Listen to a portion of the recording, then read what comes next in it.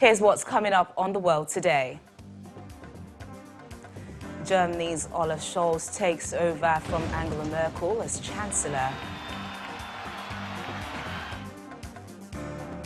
India's top general, Bipin Rawat, dies in helicopter crash. Plus, Pfizer says booster shot promising against Omicron variant.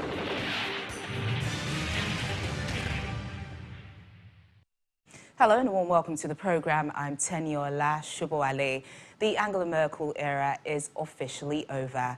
Olaf Scholz has been sworn in as Germany's new Chancellor, formally taking power after Merkel's historic 16 years as leader. He promised he would do all he could to work towards a new start for Germany. As she left the Chancellery, ending a 31-year political career, Mrs. Merkel told her former Vice-Chancellor to approach the task with joy. Social Democrat leader Olaf Scholz takes his oath of office in front of lawmakers, becoming Germany's 9th Chancellor since the end of World War II. The handover of power also brings an end to Angela Merkel's historic 16 years as leader and 31-year political career.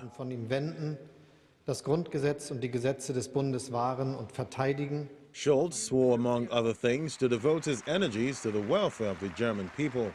But he left out the religious reference, "So help me God," a phrase that is usually included in the oath of office and was spoken by predecessor Merkel. Earlier, Mr. Scholz, a soft-spoken 63-year-old, was voted in by the German parliament, where his three-party coalition has a substantial majority, and given a standing ovation. His center-left Social Democrats will govern alongside the Greens and the business-friendly Free Democrats. The new cabinet members also received their appointment certificates today from President Frank-Walter Steinmeier. It's Germany's first 16-strong cabinet to include as many women as men. The new government has ambitious plans to fight climate change by phasing out coal early and focusing on renewable energy. But the initial priority will be tackling the coronavirus pandemic.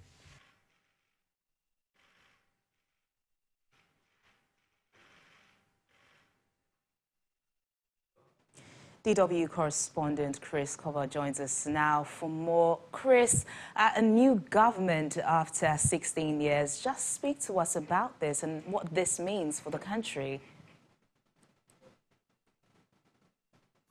Well, first of all, that a 16-year chancellorship of Angela Merkel has officially come to a close. She herself said that she did not want to do the job longer than 10 years. Well, in the end, it was 16, which makes her Germany's second longest serving chancellor to date, missing Helmut Kohl's record of 5,870 days in office only by a thin margin. Angela Merkel, Germany's first woman chancellor, is retiring from politics after 4 consecutive terms, the first post-war leader to step aside of her own accord. And her tenure included some real challenges: the global financial crisis, the European debt crisis, the migration crisis, and of course the coronavirus pandemic. Well, the latter the new government will have to deal with in a setup that hasn't been there in German federal politics. For the first time ever, 3 parties are forming the ruling coalition, consisting of the Social Democrats, the Green Party, and the business-friendly Liberals. So a center-left-led coalition takes the wheel of Europe's top economy, led by Chancellor Olaf Scholz of the Social Democrats. He has pledged broad continuity with the popular Merkel, while also aiming to, as Scholz put it, make Germany greener and fairer. Well, Chris, considering the pandemic, what policies of the new government are we to expect? In fighting the pandemic, the government will be advised by a newly set up crisis council. Vaccination efforts are to be increased, while an at least partial vaccination mandate is underway. Now, during the coronavirus pandemic, Germany's no new debt rule had been suspended, allowing the government to borrow billions to finance its way out of the crisis. But the country's new governing coalition plans a return to the rule in 2023, as it is anchored in the German constitution. The parties also agreed not to raise taxes, a win for the Liberals, who have refused to raise any fiscal pressure on taxpayers. In return, the Social Democrats secured their electoral promise of raising the minimum wage. Now, addressing a persisting housing crisis, the coalition agreed to build 400,000 new homes a year, including 100,000 using public funds. A cap will be introduced on rental hikes, limiting any increases to a maximum 11% in 3 years. The coalition also aims to liberalize migration and citizenship rules, moves long resisted by Merkel's conservatives. Now, we have to bear in mind this 4-year pact is not legally binding, but more of a roadmap of goals the parties aim to achieve during their mandate. All right, then, DW correspondent Chris Cobber, thank you so much for your thoughts on the program. To rather devastating news, India's top military commander has been killed in a helicopter crash in the southern state of Tamil Nadu. The country's Air Force says Chief of Defense Staff General Bipin Rawat, his wife and 11 others died after the helicopter came down in hills near Coonoor city this morning. One survivor is being treated for his injuries in hospital. 63-year-old General Rawat was appointed India's first ever Chief of Defense Staff in January 2019. This brought together the Army, the Navy and the Air Force. And General Rawat had been in charge of a range of operations, including in Indian-administered Kashmir. Professor Tanvi Ijaz is an associate professor in the Department of Political Science at the University of New Delhi. He joins us now for more. Professor Ijaz, thank you so much for your time on the program. Very tragic accident. What's the mood like in the country?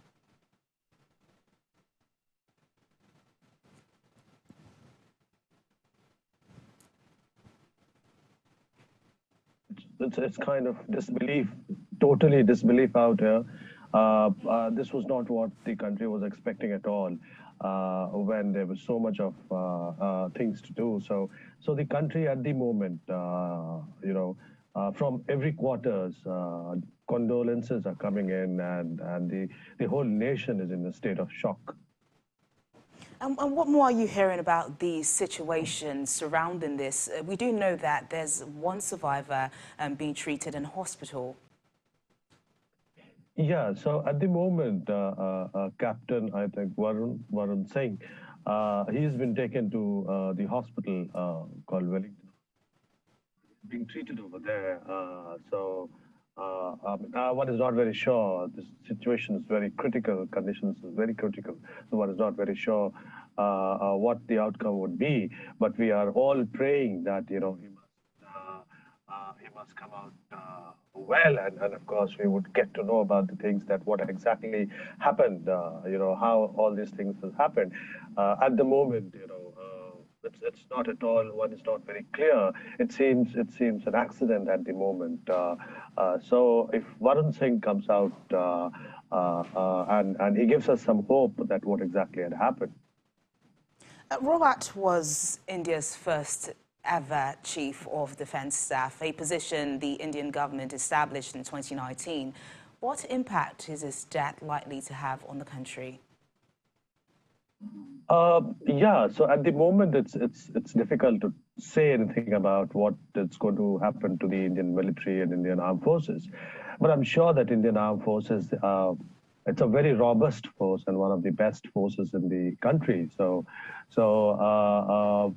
one will have to take this whole accident in a positive or in a stride, and one will have to move on. Immediately, in fact, the issue is that that place needs to be filled as early as possible, because it's a very important position. Advisor to the defense minister, because earlier the armed forces were working in silos, so this post was created so that one united advice would come to the defense minister.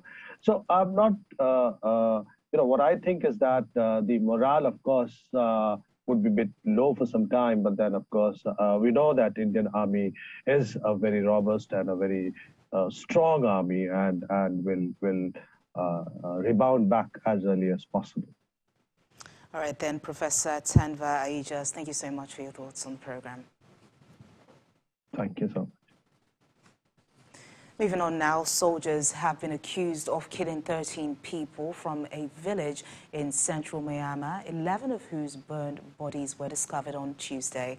The incident occurred near the city of Moniwa after local militias opposing military rule carried out at least 2 bomb attacks on a military convoy. Locals say soldiers then swept through nearby villages, rounding up and killing 6 men and 5 teenagers. The military is yet to comment on the incident. Meanwhile, an analyst specializing in Southeast Asian politics believes Myanmar's military has every ability to remove former democratically elected leader Aung San Suu Kyi from political power for decades to come. The 76-year-old Suu Kyi was sentenced to prison on Monday for incitement and breaching coronavirus regulations, but that was reduced to a 2-year term of detention in a current undisclosed location from 4 years first granted. The verdict was the first in nearly a dozen cases against her, carrying a combined maximum sentences of more than 100 years in prison. Suu Kyi denies all charges. Ben Bland, director of the Southeast Asia program at the Lowy Institute, says her fate lies entirely at the hands of the military leaders. All we know for certain is that her fate lies almost entirely in the hands of the Tatmadaw, the Myanmar military. There is no rule of law in Myanmar now, and it's totally arbitrary, the charges that they put in front of her and any convictions and sentences that she may face. So if they want to remove her and her party from the political scene for future years or decades, I think they, for now, have every ability to do that, and it looks like they intend to remove her completely from the political scene for now. But ultimately, the organization remains divided. There are a number of states, including Singapore, Indonesia, Malaysia, the Philippines, and perhaps Brunei, who want to take a tougher line within limits against the junta. And then there are others, such as Thailand, a neighboring country with a military-led government, and autocratic states like Cambodia, Laos, and Vietnam that are much more wary about being seen to punish or sanction a fellow ASEAN member. So I don't think there's a clear consensus yet about how to handle Myanmar going forward. The Saudi man arrested on Tuesday at a Paris airport over suspected links to the killing of journalist Jamal Khashoggi has been released after officials concluded it was a case of mistaken identity. French law enforcement sources on Tuesday named the man as Khalid al-Haibi, the same name as a former member of the Saudi Royal Guard listed in U.S. and British sanctions document and the United Nations Commission report as having been involved in Khashoggi's killing in Turkey. The Saudi embassy in Paris had said late on Tuesday the arrested person has nothing to do with the case in question. Prosecutors said checks had shown that a warrant issued by Turkey, which had triggered the arrest when the man's passport was scanned during border checks, did not apply to the man arrested at the airport. Khashoggi, a Washington Post journalist and critic of Saudi Arabia's de facto leader, Crown Prince Mohammed bin Salman, was last seen entering the Saudi consulate in Istanbul on October the 2nd, 2018. Turkish officials believe his body was dismembered and removed. His remains have not been found.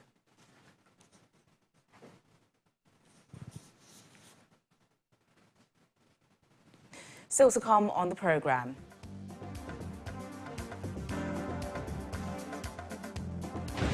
UK Prime Minister Boris Johnson apologises over a video of one of his staff joking about a lockdown party. Please stay with us.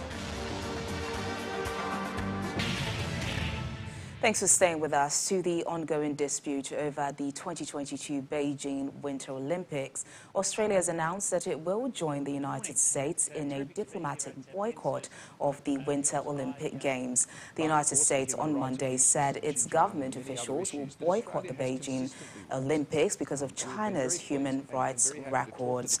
The Prime Minister says this decision was made due to Australia's struggle to reopen diplomatic channels with China to discuss alleged human rights abuses in Xinjiang and Beijing's moves to slow and block imports of Australian goods. It will come as no surprise that the Australian government will not be sending any official representatives to the forthcoming Winter Games in China. For some time, people have been very aware that we have been raising a number of issues that have not been received well in China, and there's been a disagreement between us on those matters. We have always been open to meet with the Chinese government to talk about their concerns, whether it's their concerns with our foreign interference legislation or other foreign investment rules where Australia takes a very strong stand, standing up for Australia's interests. They've been very critical of Australia in our efforts to ensure that we have a strong national defence force, particularly in relation, most recently, to our decision to acquire nuclear-powered submarines. Meanwhile, British Prime Minister Boris Johnson has also announced that there will be a diplomatic boycott of the Winter Olympics in China because no British ministers or officials are due to attend. No hesitation in raising these issues. It was clear from what I said earlier on that the government has no hesitation in raising these issues with China, as I did with President Xi the last time I talked to him, and there will be effectively a diplomatic boycott of the of the Winter Olympics in Beijing. No ministers are expected to attend. What I think the House and no officials, Mr. Speaker, but what I can tell the House is that I do not think that sporting boycotts are sensible, and that remains the policy of the government. As I've said before, we do not support sporting boycotts, but there are no plans for ministers, certainly no plans for ministers to attend the Winter Olympics.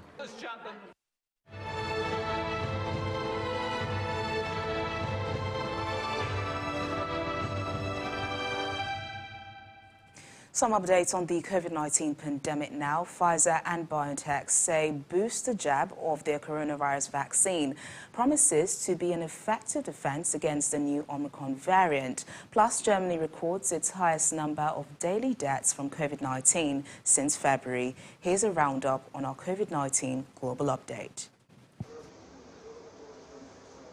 BioNTech and Pfizer say a 3-shot course of their COVID-19 vaccine was able to neutralize the new Omicron variant and say they could deliver an upgraded vaccine in March 2022 if needed.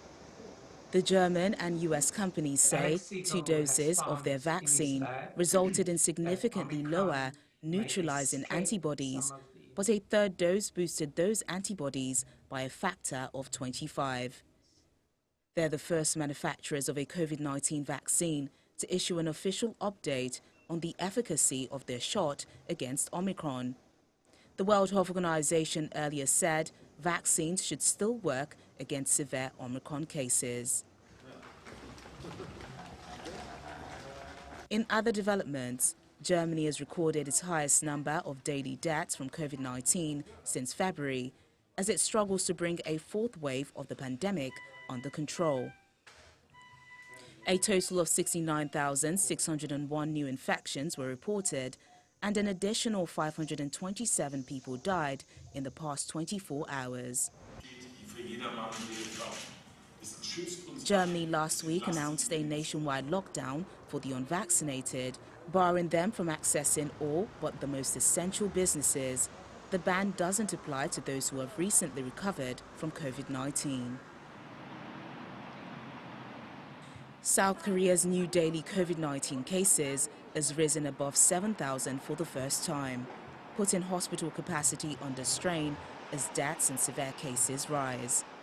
The Prime Minister says the government will mobilize additional personnel to oversee coronavirus patients treating themselves at home and improve the emergency transfer system to hospitals for those who develop severe symptoms under the at-home treatment. And the United Kingdom is marking a year since a Briton became the world's first person to receive the Pfizer-BioNTech COVID-19 vaccine outside of clinical trials, with authorities urging people to get booster shots as soon as they become eligible. The patients that we were getting in my COVID wards are mainly the ones that are really, really poorly, with no medical histories, are young and fit and unvaccinated. And we've also had a lot of pregnant women that's come into my wards that's come really poorly because they are also unvaccinated. And that is something that I would like to push forward, to tell people that if you're unvaccinated, there is still a chance. It's not too late. Britain has now given nearly 120 million doses of COVID-19 vaccine, either as first doses, second doses, or boosters.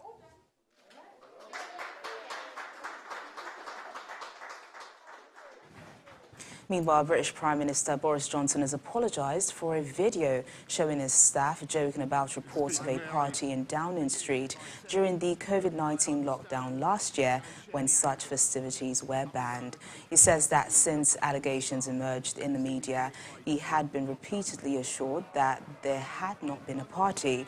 Johnson and his ministers have repeatedly denied any rules were broken while the gatherings in late 2020, though the Mirror newspaper said Johnson spoke at a leave-in party and that his team had a wine-fueled gathering of around 40 to 50 people. Since these allegations, Mr. Speaker, may I begin by saying that I understand and share the anger up and down the country at seeing Number 10 staff seeming to make light of lockdown measures. And I can understand how infuriating it must be to think that the people who have been setting the rules have not been following the rules, Mr. Speaker, because I was also furious to see that clip. And, Mr. Speaker, I apologize.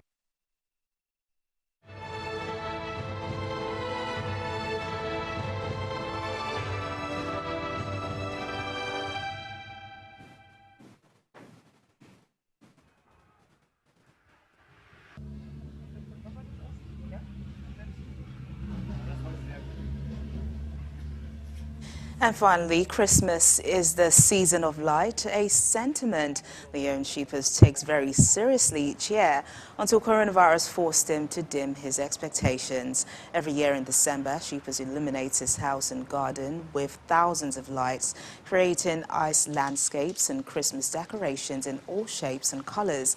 This year, though, he has had to let the dark in because of coronavirus restrictions in Germany. The Christmas illuminations were first started by his father 20 years ago. Since then, the annual event usually draws in some 80 visitors a day. Now, the house is only lit from the front, but even with its reduced light display, the house offers a glimmer of Christmas.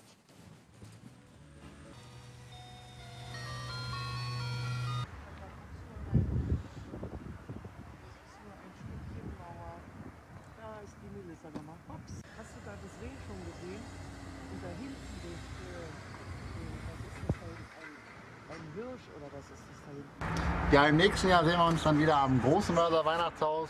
In diesem Sinne wünsche ich euch frohe Weihnachten und einen guten Rutsch ins neue Jahr. Well, his electricity bill must be something else.